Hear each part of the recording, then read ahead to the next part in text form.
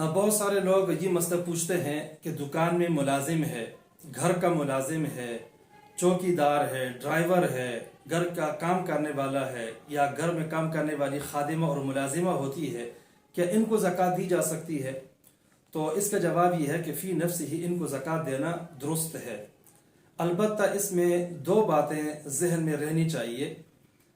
ایک بات تو یہ ہے کہ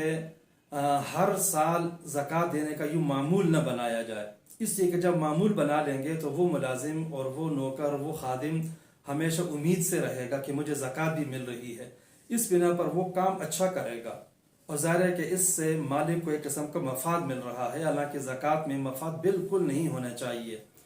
دوسری بات یہ یاد رکھنا ضروری ہے، یہ میں نے مشاہدہ کیا ہے، باقاعدہ دیکھا ہے، بار بار یہ مسئلہ بھی آیا کہ بعض اوقات ایک مالک ملازم رکھتا ہے تو اس کو کہتا ہے کہ آپ کی تنخواہ تو ٹھیک ہے 10,000 ہے، لیکن ہماری زکوٰۃ بھی کافی بنتی ہے، ہم آپ کو زکوٰۃ میں سے بھی کچھ دے دیا کریں گے، اور اس طرح ملازم جو ہے وہ دونوں باتوں کو مد نظر رکھتے ہوئے ملازمت اختیار کر لیتا ہے۔ اب ظاہر ہے کہ جب یہاں زکوٰۃ کی لالچ دی گئی ہے تو یہ ملازمت کا معاوضہ ہو گیا،